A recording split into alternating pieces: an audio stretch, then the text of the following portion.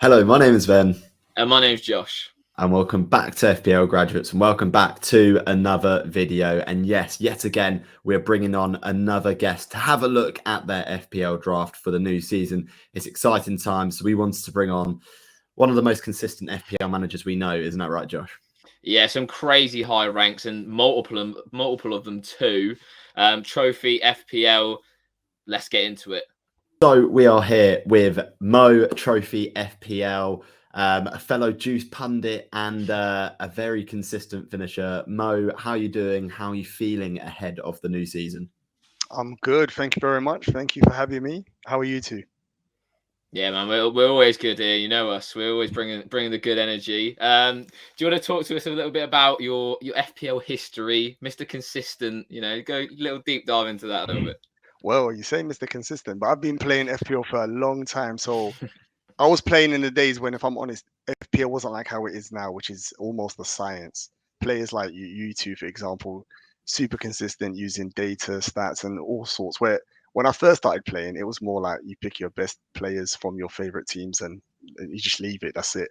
None of this. Now it's completely transformed. So I would say in the last 5 years, I started to take it much more seriously, and then stumbled on the Twitter community, which made a big difference, big difference with the information available out there. So since then, like you said, my ranks have really improved, which I'm happy about because I'm super competitive as well. So that's coming pretty nice. But yeah, last 4 seasons I've been pretty well. Having said that, last year I did finish 19k, so not as good as you, Josh. Yeah, it's one season wonder, me, mate. You know, not as consistent as you. Ben, on the other hand, he's still searching for that. You know, that good rank. But we'll come on to that. He's been slandered enough by the guests already so far. So it, Yeah, it actually does help to get a nice little rank in it for things like this, especially when you're talking FPL. But the reality is, you just have to keep. One thing I will say, you was talking about FPL and stuff, is that I play almost the same way. Say the last 5 years, played almost the same way, and ranks have ranged from 1.3k to 1.8k to 60k. So it goes to show you the how things can change, even though you're doing like very similar, very consistent, very similar. I'm not changing much, but it shows you how rank can easily flip flop yeah, from high to low. the variance is crazy. yeah. And you said Mo, over the last sort of 5 years that FPL has got a lot more statistical and in depth, and the analysis is huge now compared to what it was before. Do you prefer the statistical side of the game of the last 5 years, or did you prefer picking players sort of previous to that based on sort of vibes and that sort of thing? So I preferred the older style. If I'm totally honest with you, like it was more about watching the football, seeing so two things. First of all, I still play along them lines, believe it or not. So the eye test, I watch football, take from it what I can. I'm not saying I'm ignorant or don't use data, because I do. Data driven decisions tend to be the best decisions. There's no disputing that. Hence why it's in, whether it's in football, FPL, or in any type of workplace that you work in. But I still love watching football, seeing a young talent, for example, or seeing something that I think someone else hasn't spotted, and maybe the stats hasn't picked up on, because obviously data, you need a sample size. So sometimes that works to my advantage. But like you said in the question, the last 5 years has been so difficult because people now play FPL. Some people can play FPL without even watching football. I mean, that's a game changer for me. They're literally looking at stats, looking at the numbers, the figures, and they're just pulling out astonishing ranks. So it's been difficult from my perspective, because you're almost feeling that your football knowledge, or what you feel that you see others can't see, they can make up and almost surpass just looking at data. Okay, so Mo's got his team up now, and we're going to take a little trip through it. He's going to talk us through some of his picks, some of his decisions, and then you guys can let us know in the comments what you think of Mo's team as well. So Mo in goal, Jordan Pickford, what are you thinking about him? So if I'm totally honest with you, it's a bit of a placeholder. So cheap. I wanted the cheap goalkeeper, who I think plays for the best team available I can get. I'm not saying Everton are going to be, but goalkeeper's a position. It's up to the last minute, because I'm thinking if Onana comes in at 5 million, that's a possibility. I could go for him and maybe get rid of Shaw and save that money. So yeah, goalkeeper at the moment. I'm not fully stuck on Pickford, so don't hold me to that one. Yeah. Yeah, I was going to say sort of Pickford. Personally, I've had my doubts about him just based on how poor Everton were last year. Yes, under Sean Dyche, I think they will improve defensively, but you also got to consider the transfers and who they're actually able to bring in. They've got a very limited transfer budget this season. So, yeah, I agree with you in that sense. And there are a couple of good budget options that you could potentially pick up there. So, yeah, I don't mind that as a placeholder at all. Josh, what do you think, Pickford? Yeah, like you said, it's a placeholder. I think there's a few 4.5s that do it better. Cut that out, Alex. What were you asking, Pickford? Yeah. I just said, what do you think about Pickford? I stopped it, and you kind of then went. So just tongue twisting. Yeah, just nice on. Work, man. Yeah. Happens to the best of us. Yeah, so I think there's a few better options at 4.5 for keepers, but as a placeholder, he'll do his job. I think Flecken from Brentford, he'll be an interesting shout at that price, depending on what happens with David Raya. Spurs came in for him, but it seems like, he's not that much interest around him at the moment, with other teams going for other goalkeepers. And I think also Leno, you're a big fan of him, Ben. That Fulham defence has gone under the radar a little bit, so we have to wait and see how they do as well. Yeah. With keepers, I agree with what you both said. That's why I said it's just a placeholder. I'm being honest with you. Wait to the last minute to see if anyone does any business that really interests me, and a sly one comes in, a last minute keeper that fits the bill, which is basically cheap. That's what I'm looking for. Yeah. Very rare. We were looking to spend money. We'd be looking at like Edison and maybe Allison or something like that. But yeah, would you two change your minds if Onana comes in at 5 million? I think I possibly would. I mentioned it in the video with Owen, which if you haven't already, go and check it out. But yeah, the underlying sort of baseline of bonus points is actually was higher for De Gea last year than it was for Luke Shaw. So when Man United did keep a clean sheet, De Gea was the one that was potentially going to get more bonus. And with Onana, a higher pass percentage potentially could actually mean that, he picks up more bonus points when Man United keep clean sheets and Luke Shaw. So it's very much tempting to do that when Onana comes into the game. Yeah, I think when Onana does get released, just to add in there as well, I think he literally will be almost like 40%, 50% owned. I think there's a lot of managers sort of waiting for that transfer at the minute. A lot on Ramsdale, but you could, like you said, you alluded to earlier, Mo, you could just downgrade Shaw to maybe Gabriel and then go with Onana. That's 0.5 saved. And a lot of people are trying to penny pinch and try and get as many of those midfielders in their team as they can. And especially if you've got Mo Salah, that you've got to be creative with which ways you sort of save the cash. Yeah, totally agree. That's why I said I'm going to wait to the last minute to see that decision. It's interesting, the stuff you just mentioned there, Ben, regarding the bonuses, because that is one of the factors why Onana at 5 million could be highly owned for a keeper anyway. Right, let's go into the defence. Mo, talk us through your 3 picks in defence so far. Fairly template picks. Talk us through it. Well, like you said, very template. Unfortunately, not intentionally, but these are the picks that really stand out. So, Stupinan, outstanding last season, very, very attacking.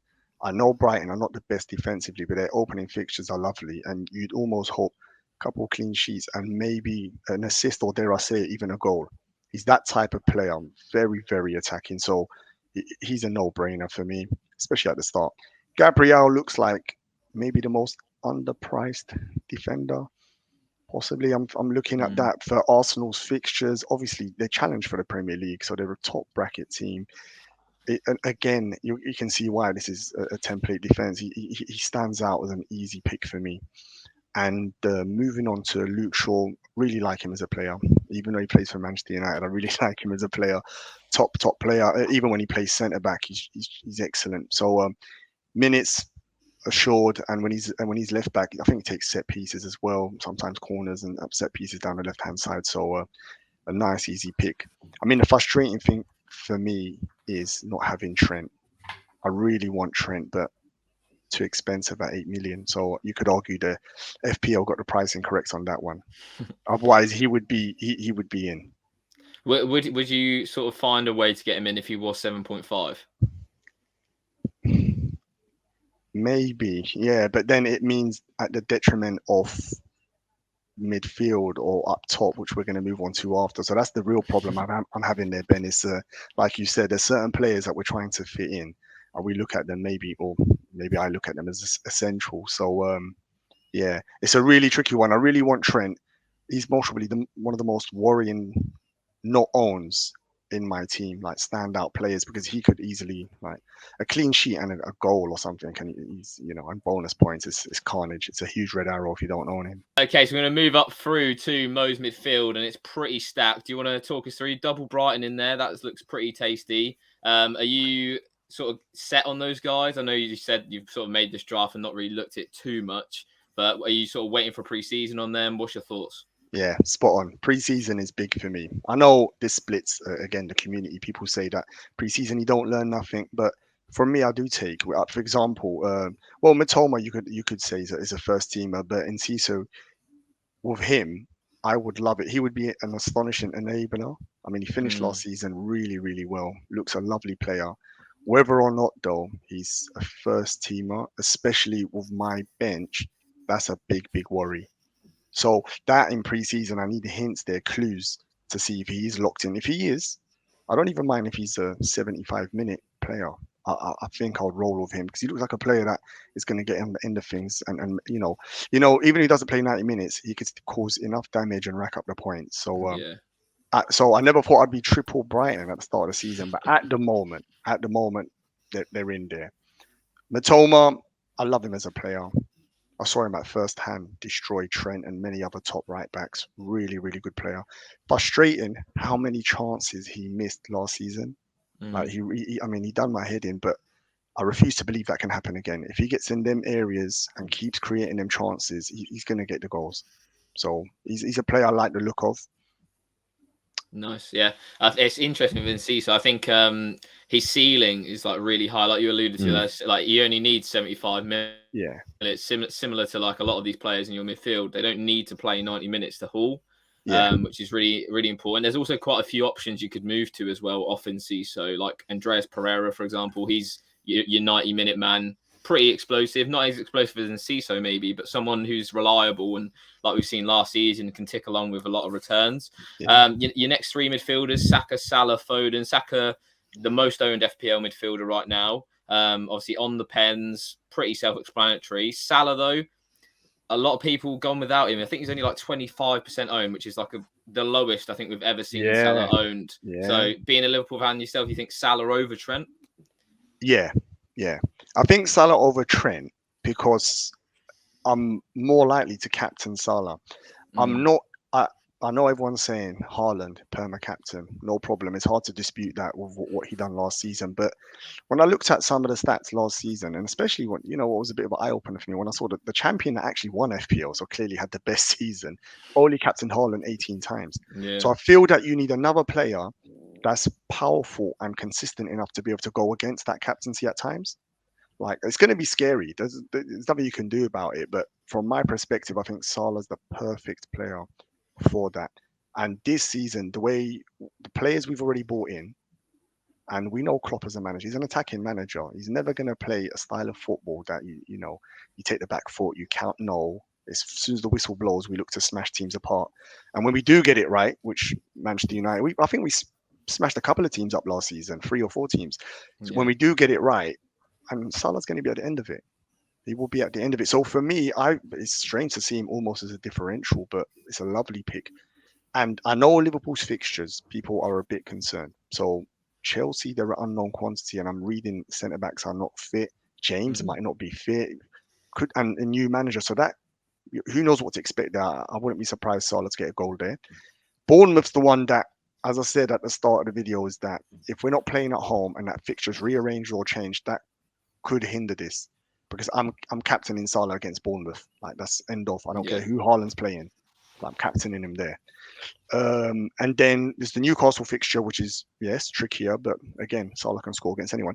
And believe it or not, the Villa fixture, I watched Villa carefully last season. Outstanding season, but they play a style of football. If you get it right against them, you smash them up. And I think Liverpool are capable of doing that. And it sounds crazy saying that when you've watched Villa. Like they play a very, very high line, and the team we've put together, this midfield and our front three, yeah, that could be that game could be carnage. Yeah, it's going to be really interesting to see how those new signings like McAllister and Zoboslai sort of fit in. Phil Foden, your City double up in attack. Obviously, no Mahrez potentially on his way to Saudi Arabia. Obviously, losing Gundogan, no De Bruyne at the start of the season because of the injury. Do you think he's assured for minutes, or do you think it's still sort of a risk there? I don't think he's assured. Yeah, that's the truth of it. I want him to. I love him as a player. I think everyone does. He's such a talent. Anyone that plays football knows what Phil Foden does is like extremely hard on the pitch. I really, really rate him. But is he guaranteed minutes? No. He's in there at the moment because I really want some clues again in pre-season or Pep to tell us something. I don't know. Or most of the midfielders to leave that almost guarantees that he's the only like player that has to play. If I had to answer you right now, is he guaranteed? No. I think Grealish is guaranteed left wing. Haaland's 100% up front. And then the rest, is Bernardo Silva staying? Has he got the right spot? And it's Pep we're talking about, by the way. He could do anything. Yeah. You had quite a good point, Ben, earlier when we were speaking about Foden. Do you want to touch on that? Yeah, I mean, the point I made really was if City do end up bringing in a right wing to replace Mahrez, we could in fact see Bernardo Silva shift into the middle and affect Foden's minutes, which has happened multiple times. And there's sort of inside source at City saying that, look, Bernardo is actually a great replacement for someone like Ilkay Gundogan in the midfield, because he just has that balance of getting forward, working hard for the team, and is almost like the late box crasher that could be like Gundogan was last year. So it'll be really interesting to see. Foden as well hasn't actually really played on the right many times under Pep Guardiola. He's only played there a couple of times. He's predominantly been played in the centre, if not on the left. But the left you'd assume is Jack Grealish's position to lose. So there is only a few positions that Foden could really play, and it almost has got both of the graduates thinking about Julian Alvarez as a pick as well, because he can play off the right, he can play off the centre. Pep's been known to play two up front, and he's played in 9 out of the 10 games that De Bruyne has been injured at the back end of the season in the Premier League. So it's very interesting. There's a couple of unknowns. I mean, just to add one more to that, I see this as a pivotal year for Foden. He doesn't strike me as a player that will just stay there and collect the millions and trophies, but not play. I mean, he tried to leave before when his friends left. I'm sure who was there? Was it Diaz? And he was in that big. They had a good team. I think even Sancho was there. I can't remember. Anyway, he tried to leave at the time. They begged him. They kept him out of the free talents. They wanted him to stay, which makes sense. He's a top bracket player, but I think he would leave this year if he doesn't get the minutes. I refuse to believe. I can't see a world where he stays there and does this. He does the Mahrez role, not Foden. I can see him kicking off. I mean, he's too good to be bench. Yeah, exactly. I think that's like that with a couple of their players. Though, like Alvarez, like he's a starter for most teams in Europe, like without a doubt. Yeah. So I think between those two, they're going to be really pushing for minutes. Bernardo as well. You know, he's sometimes used as a bit part player on the bench a few times last season as well. Like these are world class players, and I know Pep likes to do that with the depth and the quality, but they don't really have the depth that they had last season. They've lost quite a few key players, haven't they? Well, they're going to bring players in, though, aren't they? So they've already bought Kovacic in, the Guardiola, the centre back. I think they're looking at, and they won't go in short, because they'll try and win all 4 trophies again. So they won't go in short. Which is going back to your original point, Foden.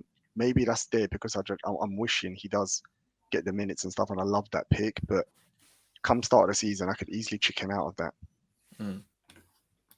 Very interesting. Right, let's get into your strikers, Mo, because again, we're looking at something pretty template, but there is discussion to be had at least about one of the strikers, Gabriel Jesus. Yeah. Obviously, Erling Haaland is in the majority of teams, but talk us through your selections here. What was the sort of mind that you were going into when making these two decisions? So Haaland, I thought, was a no-brainer. It's difficult. I spoke earlier on about Salah going against him at captaincy at times, which is no problem. But not owning Haaland is the next level. So yeah, I think everyone's picking it, whether it's elite FPL managers or just a casual, whatever you want to call it. It's going to pick a Haaland. So forget him. For Jesus, I tell you the truth. I wouldn't go with him. I know loads love him. I wouldn't go with him. But it put me in a spot. I didn't like any other striker. And 4-5-1, I wasn't sure if I should start with 4-5-1. So literally, this at the moment is a big question mark for me come start of the season. I rate Jesus as a player. He kind of reminds me of, believe it or not, like what does the role like Firmino does when he's playing on the pitch. He brings the best out of Martinelli and Saka. They're a different player when he's on the pitch. But you get the feeling doesn't really mind if there's no goals going in, as long as the team's winning. Where most number nines, they're fuming even if their team's won 4-0 if they haven't scored. If you think about proper like number nines, like going back to Van Nistelrooy and stuff like Ronaldo and stuff, if they haven't scored, don't care if their team's won. With him, I don't get that picture. We want in FPL, we want the strikers who only want to bang the goals in. So he's a question mark for me. If there was someone else that really, believe it or not, I thought about Nunes. Nice price. And if he's the number 9 for Liverpool, I'm all in. But at the moment, there's 3 players for one position there, so I avoided him. And apart from that, no one really stood out to me. Like I don't know about what you guys think. No one really stood out to me. So are you sort of saying for yourself here that you almost see Jesus as a player you could go into game week 1 with, but if there is a player that comes out of the blue to perform well in the first few weeks of the season, is that the one player that you're looking to transfer out first and bring in sort of the striker that is looking on form? Yeah. So if or not even just that, potentially a cheaper striker who we know is playing 90 minutes and, delivering the points, which means I can move the money and improve the midfield. That would be ideal, or maybe even, dare I say it, bring Trent in. I mean, that might be unrealistic with the costings, with the pricing, but that is the thinking. That is exactly the thinking, Jesus, as I said, he's a top player. I can see why loads have got him in the team. But I toyed around before I, just saved this with 4-5-1. But the strike, the bench, and I wasn't happy with it structure-wise. So, at the moment, that's the reason. I'm pre-season, I got a feeling I might not be starting with Jesus. Yeah, he's quite a safe pick though, isn't he? Like really good fixtures to start. You're pretty assured that he's going to play number 9, play a good amount of minutes, and then there's a lot of if buts and maybes around the 7.5s, like you mentioned, the Nunez, the Gakpos, the Nkunku's even. I think he could be a really interesting asset, but we just don't know too much about him yet. So it just makes it safe, and then like Ben alluded to, you could just move off Jesus if someone does come out the gate sort of crashing sort of thing. It's just whether is Jesus guaranteed 90 minutes? I don't think he's guaranteed 90, but he's going to play the majority of minutes. Definitely, yeah. I don't see them. I don't think Arteta will use Havertz as a striker. I just don't. I think even in pre-season already after that one game, he weren't even used there. He was used out wide left or in the middle. So I think he's pretty assured. And we saw last season when he, like you said, like when he was in the team, Arsenal were a much better attacking unit. So I think he's a good option. Do you want to talk us through your bench? I know you weren't a fan of your bench, but everyone's got out some stinkers down there, man. Believe it or not, so I've tried my best. So let me start with Bell. This is again template, maybe for the wrong reasons, partly because he was cheap and he played many minutes last season. So we thought we're desperate for money, like you said. So I've got Bell on the bench. This I think was, I believe it, you won't like this. This is almost an auto pick. Cheap player, put him on the bench. Third sub, I don't think I'm gonna need. And Mings, this spot here is gonna have to be a player, a defender that actually plays, and Mings was one of them. Not now they've made another signing, I'm gonna have to question that. But I need at least 1 sub. 2 would be ideal that plays. Because obviously we don't know with rotation or what's going to happen. So the bench is a Foster again, placeholder. So don't look into that. But I've got 0.5 in the bank with this draft. I think that's quite important of note because I'm not quite sure, like I touched on earlier, whether that goes to Onana and I'll change Shaw for someone else, and which means I can improve the bench a bit more.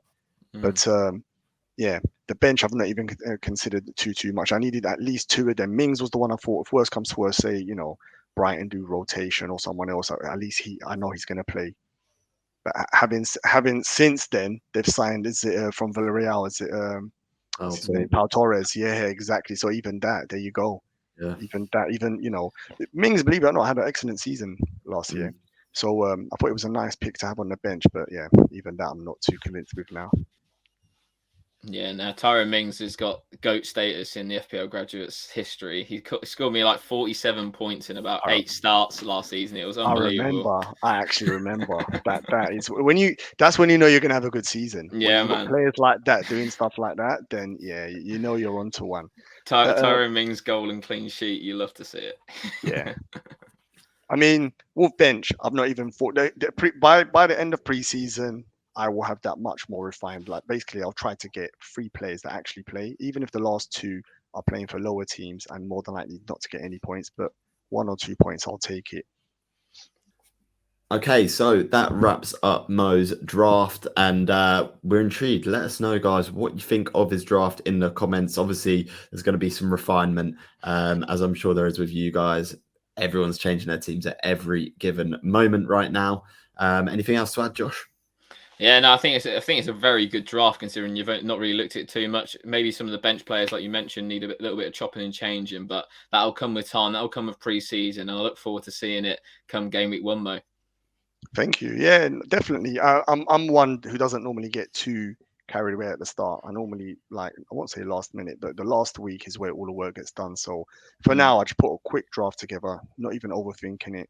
Trying to put some of the players who I really, really want in there and work around that. But hopefully, as time, like you said, comes closer to the start of the season, I'll be in a better place to. I'll have definitely a better goalkeeper and a better bench. That's for sure. Yeah, and if you want to follow Mo on socials, we're going to leave all of his links down below so you can check out how his draft improves and refines over the coming weeks. And Mo, we'd just like to thank you for coming on today and joining us on our YouTube channel. No worries. Thank you very much for having me.